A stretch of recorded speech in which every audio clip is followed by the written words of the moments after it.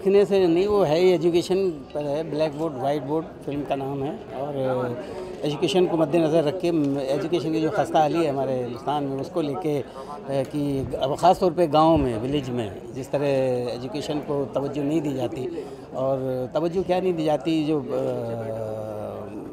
कुछ तो माँ बाप ही इंटरेस्टेड नहीं होते, ऐसा लगता है टीचर्स इंटरेस्टेड नहीं होते हैं बच्चों को पढ़ाने में।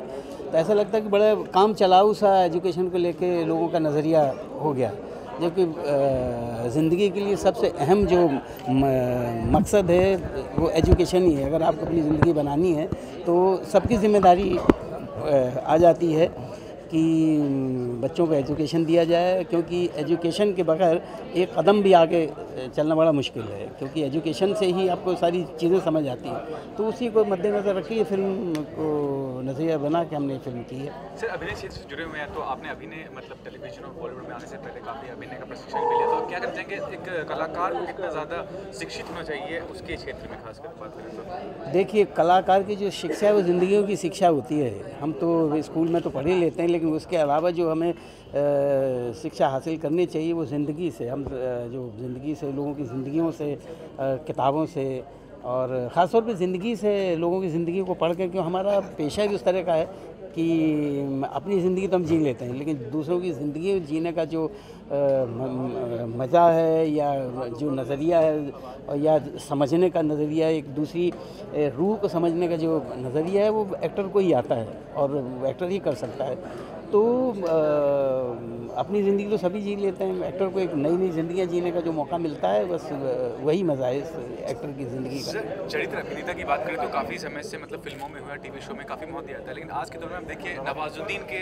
बलबूते पर ही पूरी फिल्म बन रही है, तो आज जो है कहना चाहिए चरित्र अभिनेता एक हीरो से ज़्यादा महत्व रखता है। देखिए, चरित्र अभिनेता तो पहले भी ये सब कैटेगरी बना ली है, कोई चरित्र अभिनेता है, कोई हीरो है, कोई होता कुछ नहीं। एक्टर सभी एक्टर ही होते हैं, चाहे वो छोटा रोल करे चाहे बड़ा रोल करे।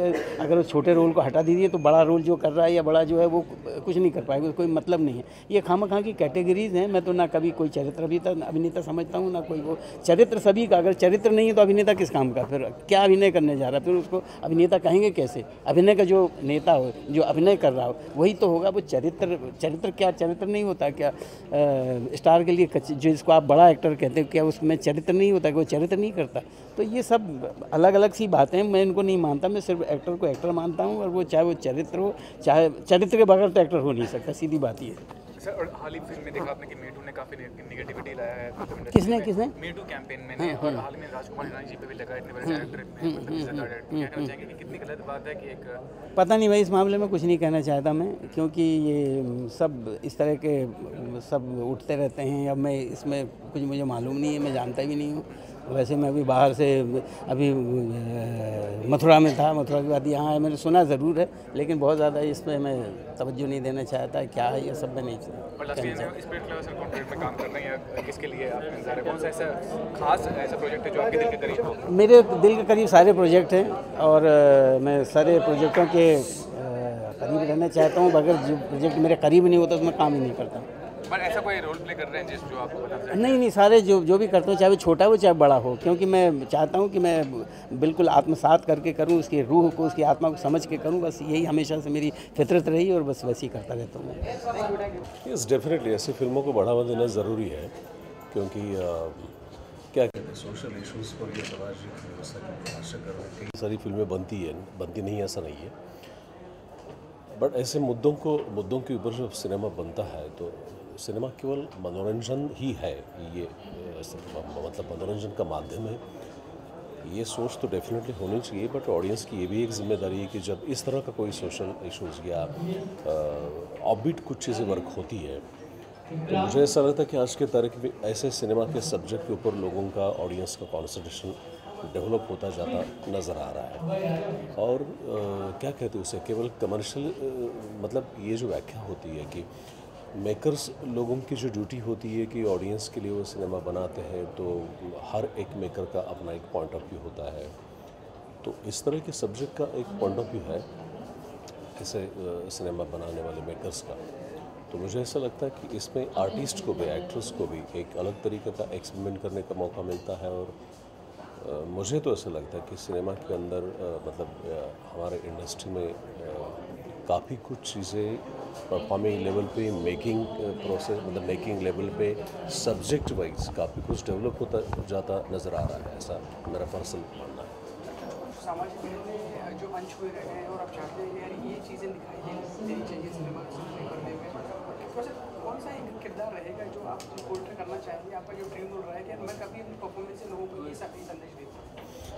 वैसे एक्टर की जो भूख होती है वो हमेशा अपने आप को तराशने का मौका जो कैरेक्टर उसको देगा, जो कैरेक्टर एक्टर की नींद उड़ा देता है, जो कैरेक्टर किसी एक्टर को रात दिन उसके प्रति सोचने के लिए मजबूर कर देता है, वैसा कैरेक्टर अगर किसी भी एक्टर को मिलता है तो मुझे ऐसा लगता है कि वो उसके ऊपर टूट पड़ने की कोशिश करता है, क्योंकि जो कला मुझे ऐसा लगता है कि किसी भी फील्ड का कोई भी हो, किसी भी, चाहे स्पोर्ट्समैन हो या एक्टर हो, म्यूजिशियन हो, किसी भी क्षेत्र का, कोई किसान भी हो, किसान की अगर बात करें, बारिश ठीक से हुई नहीं है फिर भी उसने अपने दिमाग से कोई फसल अगर सही तरीके से निकाली है तो उसकी खुशी उसको डेफिनेटली मिलती है कि मेरे एक्सपेरिमेंट को वर्क होते नज़र आता है उसको। तो एक्ट किसी भी फील्ड के किसी भी आदमी को जब उसको जॉब सेटिस्फेक्शन मिलता है तो उसकी खुशी तो बहुत ज़्यादा होती है, और मुझे ऐसा लगता है कि ये जो आनंद मिलता है उसको, ये आनंद सबसे ताकतवर होता है। वो रोज़ उसको अपने आप को अंदर झाँक के देखने के लिए मजबूर करता है, उसको ढूंढने के लिए मजबूर करता है, और एक ह्यूमन बीइंग, मुझे ऐसा लगता है कि कोई भी किरदार निभाते समय राइटर के उस भाषा को, राइटर के उस कहानी को डायरेक्टर जब नरेट करते हैं तो एक्टर को एक नया जीवन की अनुभूति उसको हर किरदार के जरिए मिलती है, और ये हम जैसे लोगों का सौभाग्य होता है कि एक ही जीवन में ऐसे बहुत सारे जीवन जीने के मौका मिलता है। कोई सामाजिक मुद्दा जो आपने दिल को आघात पहुंचा दिया हो और आपने यार उसके बारे में सोचा हो, और क्या वो मतलब? वैसे बहुत सारे मेकर्स हैं जो समाज के अंदर जितनी भी सारी बेकार घटनाएं घटती हैं उसके ऊपर भाष्य तो डेफिनेटली करते हैं। एक कमर्शियल मूवी के अंदर भी हमारे रोहित शेट्टी सर को ऐसा लगा कि एक रेप के इशू को उन्होंने उठाया, बट साथ ही साथ उन्होंने लोगों का मनोरंजन भी किया। मैं जाते जाते हर एक इंसान को अपने अंदर झाँक कर देखने को मजबूर कर दिया उन्होंने। वैसे बहुत सारे मेकर्स हैं वो एक्सपेरिमेंट डेफिनेटली करते हैं, और मुझे तो ऐसा लगता है कि यही एक ऐसी सिनेमा इंडस्ट्री है जहाँ पे हर एंगल से सिनेमा डेवलप होता नज़र आ रहा है। मुबारकबाद आपको सिम्बा के लिए और आपके आने वाले। Thank you very much.